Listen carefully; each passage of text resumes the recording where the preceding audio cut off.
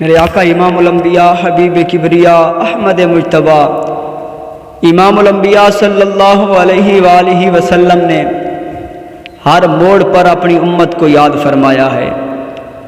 پیدا ہوتے ہوئے رب حبلی امتی فرمایا، اگر غار میں ہیں تو وہاں پر بھی رب حبلی امتی، سفر میں ہیں رب حبلی امتی، مکے میں ہیں تو رب حبلی امتی، مدینے میں ہیں تو رب حبلی امتی، اور اگر معراج میں جا رہے ہیں تو پھر بھی رب حبلی امتی۔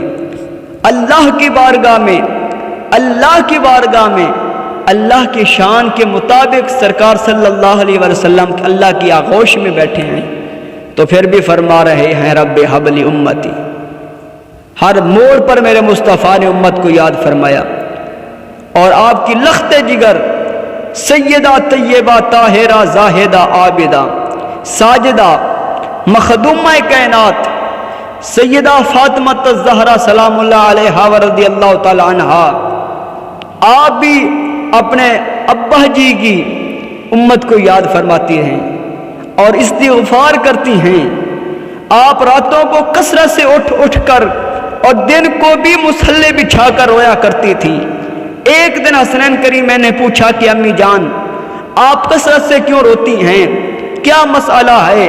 تو سیدہ فاطمہ رضی اللہ تعالیٰ عنہا نے فرمایا کہ بیٹو مجھے تمہارے نانا کی امت کا غم رلا رہا ہے۔ یہ سیدہ فاطمہ الزہرا رضی اللہ تعالیٰ عنہا کا امت کی غمخاری کا عالم ہے، خود بھوکھی ہیں لیکن اگر دروازے پہ سائل آئے تو اس کو کبھی خالی نہیں موڑا۔ ایک پورا دن فاقے سے گزر گیا، کھانا تیار ہوا، حسنین کو دیا، حضرت علی المرتضیٰ شیر خدا رضی اللہ تعالیٰ عنہ کو دیا، خود کھانے لگی تو دروازے پہ دستک ہوئی۔ سائل نے کہا میں 2 دن سے بھوکا ہوں۔ کہا بیٹا جاؤ سائل کو کھانا دے کے آؤ۔ کہا امی آپ بھی کھا لیں، آپ بھی تو 1 دن سے بھوکی ہیں۔ کہا میں تو 1 دن سے بھوکی ہوں اور وہ تو 2 دن سے بھوکا ہے، لہٰذا اس کا حق بنتا ہے کہ وہ یہ کھانا کھائے۔ اپنا پیٹ کاٹ کے لوگوں تک پہنچاتے رہی، یتیم مسکین اسیر کو کھلاتے رہی اور راہ خدا میں لٹاتے رہی۔ حضرت سیدہ فاطمہ رضی اللہ تعالیٰ عنہا نے جو لباس پہنا ہوا تھا اس کے اوپر 12 پیوند لگے ہوئے تھے، اونٹ کی اون کا لباس پہنا ہوا تھا۔ یہ استغنا کا عالم ہے۔ تو سیدہ فاطمہ الزہرا رضی اللہ تعالیٰ عنہا کو جس روپ کے اندر بھی دیکھو تو آپ بے مثال اور بے مثل نظر آتی ہیں۔ بیٹی ہونے کی حیثیت سے دیکھو تو جو اعزاز ان کو حاصل ہے کائنات کی کسی اور عورت کو حاصل نہیں ہے۔ اگر بیوی ہونے کی حیثیت سے دیکھو تو شہزادی کونین ہونے کے باوجود حضرت علی المرتضیٰ رضی اللہ تعالیٰ عنہ کے گھر میں پہنچتی ہیں تو خدمت میں کوتاہی نہیں آنے دیتی۔ آج بڑے گھر کی کوئی عورت شادی ہونے کے بعد کہتی ہیں کہ میں تو اپنے میکے میں کام کاج نہیں کیا کرتی، لہٰذا میں خامد کی خدمت کی اطاعت کیوں کروں؟ تو میں پوچھنا چاہتا ہوں حضور سے بڑا گھر کس کا ہو سکتا ہے؟ شہزادی کونین ہیں، حضرت علی المرتضیٰ رضی اللہ تعالیٰ عنہ کے گھر میں گئیں تو سیدنا علی المرتضیٰ رضی اللہ تعالیٰ عنہ کی خدمت کو اپنا شعار بنایا ہوا ہے، اور آقا کریم نے فرمایا 4 اشخاص کو جنت میں جانے سے کوئی چیز نہیں روک سکتی۔ اے میری بھولی بالی بہن غور سے سن اور سمجھ میرے آقا علیہ الصلوۃ والسلام کی کرم نوازی کیا ہے۔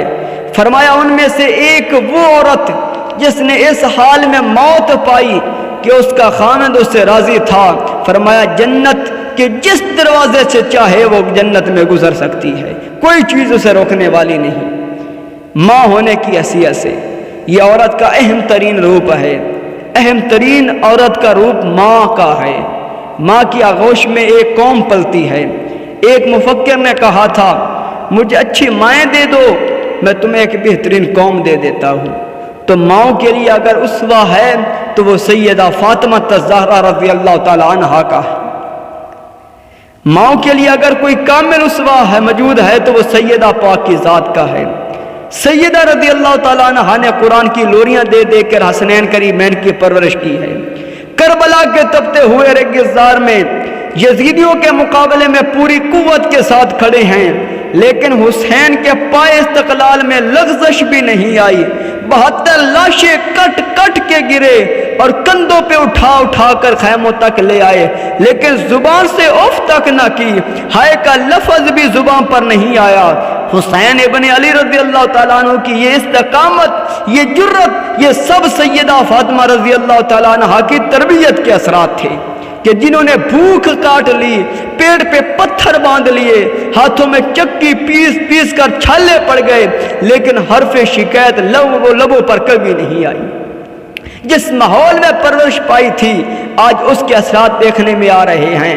72 افراد 36,000 کے سامنے تنہا کھڑے ہیں، اور حضرت امام علی مقام امام حسین رضی اللہ تعالیٰ عنہ کے پائے ثبات میں لغزش نہیں آ رہی۔ یہ ہے سیدہ رضی اللہ تعالیٰ عنہ کی تربیت کہ انہوں نے حسنین کریمین رضی اللہ تعالیٰ عنہما کو دودھ بھی پلایا تو قرآن کی لوریاں دے کر پلایا۔ جب ان کی تربیت کی باری آئی تو سیدہ رضی اللہ تعالیٰ عنہ نے قرآن کی لوریاں دیں اور دودھ پلایا، اور جب اس پہ عمل کا موقع آیا تو حسین ابن رضی اللہ تعالیٰ عنہ، حسین ابن علی رضی اللہ تعالیٰ عنہ نے اس تربیت کی لاج رکھی، نیزے کی نوک پہ چڑھ کے قرآن سنایا۔ نبی کے گھر کی ہے عظمت نبی سے سنتے ہیں، نبی کے گھر کی ہے عظمت نبی سے سنتے ہیں، علی کے گھر کی ہے عزت علی سے سنتے ہیں۔ وہ جس نے معزز کیا گھرانے کو، حسین پال کے دیا جس نے زمانے کو۔